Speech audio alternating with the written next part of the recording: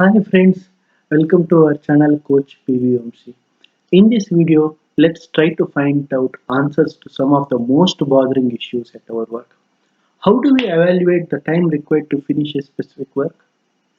How do we commit a time if we are unfamiliar with the kind of task or if it requires a lot of experimentation?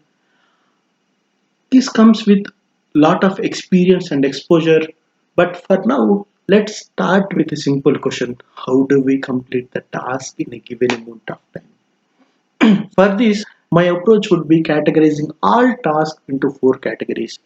That is, first, tasks that have more business priority and more delivery urgency. Second, the tasks that have more business priority and less delivery urgency. Third, the tasks that have less business priority but more delivery urgency. Fourth, and finally, the tasks that have less business priority and less delivery urgency.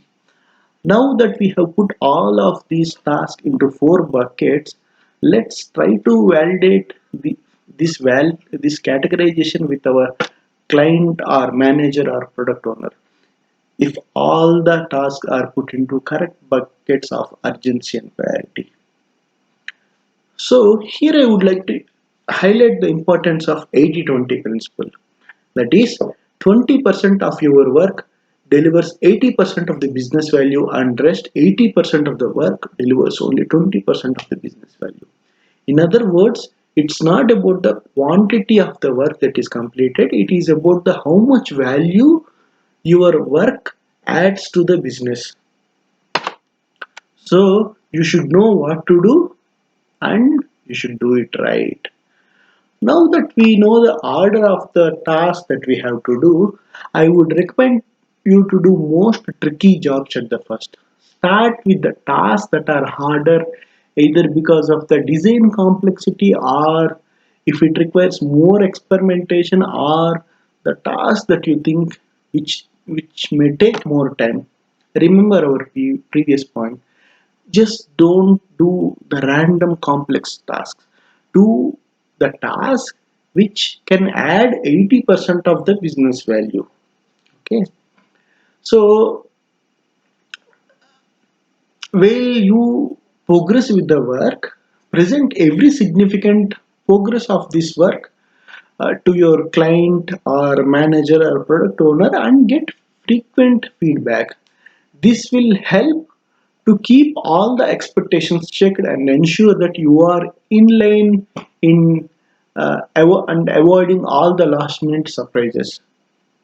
There is always a possibility of uh, there may be many unspoken expectations that which are not discussed in detail but that are expected to be part of the work. Example, I was I was a developer. Right now I'm a developer. So I was given a development of a real estate property listing website. I have completed almost 80% of the website, and in the last minute client was asking how he can search for different configurations of the flats available in an area. I was initially told that there may be a small write-up which he wants to post that has to be attached to the each property, but I was never told that this write-up which gets posted linked with the property will have a different configurations which may be used in the filter. I was never told that. So I just created a text box, and this text box has different levels of data, and uh, for client it is obvious that these levels of data should be appearing in the search results, but for me it is just a write-up, so my database schema was different. Let me not get into details. So I was like some 4 or 5 years of experience at the time, and this has become a big experience for me, a big learning curve for me. And over a period of time, I learned how to ask questions and get the details of unexplained yet expected set of features and functionalities. So I advise you to get frequent feedback. It will take care of all the miscommunications and clears out the difference in perceptions of understanding. Let there be no ambiguity at any level. Uh, Only with clear and better understanding we can plan the job completion well. Also, get the clear boundaries of what is within the scope and what is out of the scope. Get it cross checked and communicated with your product owner. Here, I recommend you to implement MOSCO method of scope clarification. MOSCO is an acronym for must have, should have, could have, won't have. Let me explain it better. Must have are the items that are critical to current delivery time box in order for the product to be successful. Should have are the items that are important but are not necessary to be delivered in the current delivery time box. Could have are the desirable but not necessary and could improve the user experience or customer satisfaction for a little development cost. Won't have are the items those which have been agreed by the stakeholders as least critical and lowest payback items are the tasks that are not appropriated to be developed in the given time frame.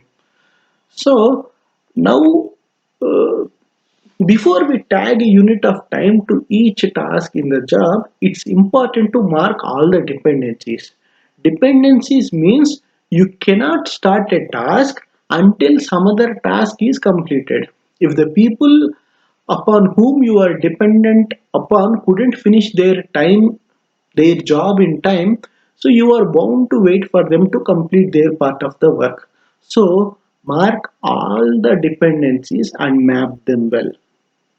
Now that we have done most of our ground level checks, let's deep dive to find the science behind calculating time required to finish a job. One approach in finding the right time is, the optimistic time required to finish a job, pessimistic time, and general expectation time which is required to finish a job. So the formula looks like this. Time required to finish a job equals to 1 times of the pessimistic duration plus uh, 4 times of optimistic duration plus, sorry, the time required to finish job equals to 1 times the optimistic duration plus 4 times the expected duration plus 1 times the pessimistic duration divided by 6. I repeat, time required to finish a job equals to 1 times the optimistic duration, 4 times the expected duration, and 1 times the pessimistic duration. Suppose if a work optimistically requires 1 hour, pessimistically requires 4 hours, and general expectation is 2 hours, then 1 into 1 plus 1 into optimistic duration, that is 1 into 1 plus 4 into expected duration, that is 4 into 2 plus 1 into pessimistic duration, that is 1 into 4 divided by 6, that is 13 divided by 6, which is 2.16 hours. Let's look at another example in days. So if a work optimistically takes 2 days, pessimistically takes 7 days, and normal expectation is 4 days, then 1 into 2 plus 4 into 4 plus 1 into 7 divided by 6, that is 4.33 days. Now we may take all the statistical science in one hand, and on the other hand there comes the behavioral science. It's about how you keep yourself less distracted, how you keep yourself motivated, how you take up the challenges, how good you are in handling the changes, how are your communication and negotiating skills with your team, how good you are in learning and trying new techniques.